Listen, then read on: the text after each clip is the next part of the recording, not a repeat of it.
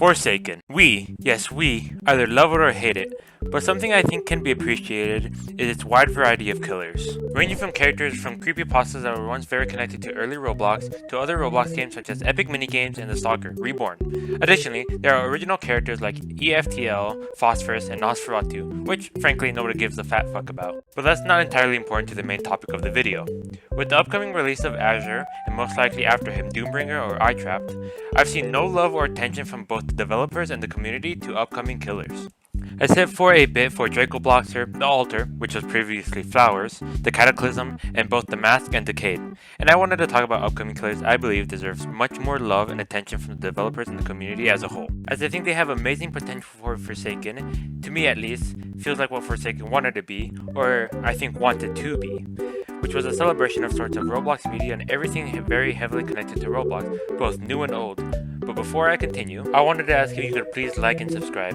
I want to reach 1K and one day become a YouTuber. I'm trying to put my best foot forward content-wise for all of you, and a simple like and subscribe would mean a lot to me. Now, who are these killers I believe deserve more attention and love from the Forsaken community? First of all, and most known to everybody here, is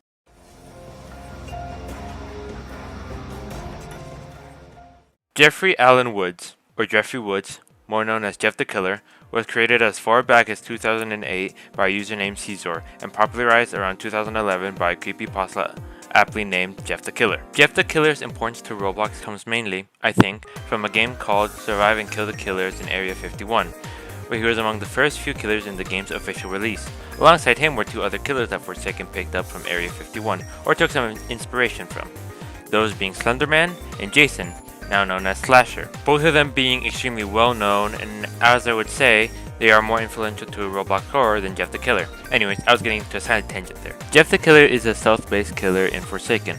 Not exactly much is known about his kit aside from his two known abilities, Lunge and Grab and Sweet Dreams.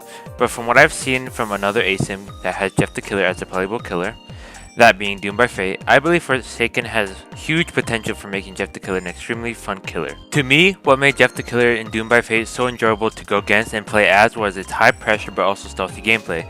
I think if Forsaken can manage to replicate or take inspiration from Doomed by Fate with Jeff and make him a character that requires you to pay attention to audio cues or make him nearly invisible, thus requiring you to pay attention to your surroundings and constantly being on edge, I believe he would be very healthy for Forsaken, and I think he would be greatly loved by the community. Additionally, I believe there is plenty of potentials with skins for him.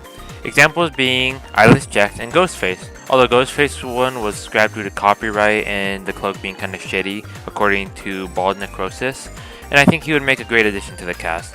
And it's very good for people who aren't familiar with Jeff the Killer, and they can be introduced to the world of creepypastas as well. Now moving on to a character I believe many don't even know or even heard about. One I believe has extremely huge potential mechanically and in general, that being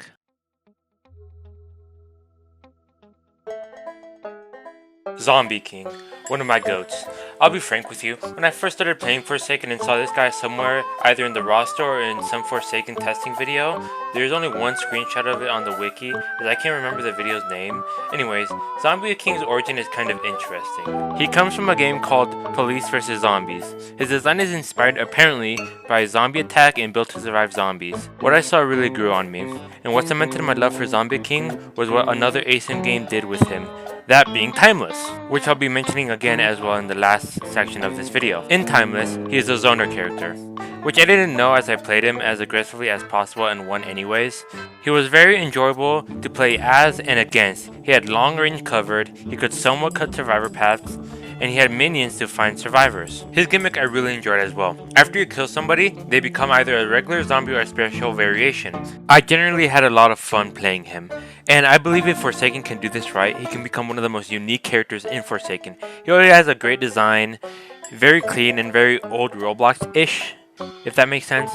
I don't know, it's very charming. I believe if they can do this right, he could become very loved in the Forsaken community, as he's one of the more interesting upcoming killers in Forsaken, at least to me. Now, lastly, one of my personal favorites, and I think the one that deserves the most love out of all of them. When I've seen people say that doesn't fit Forsaken or he's too ugly, the one and only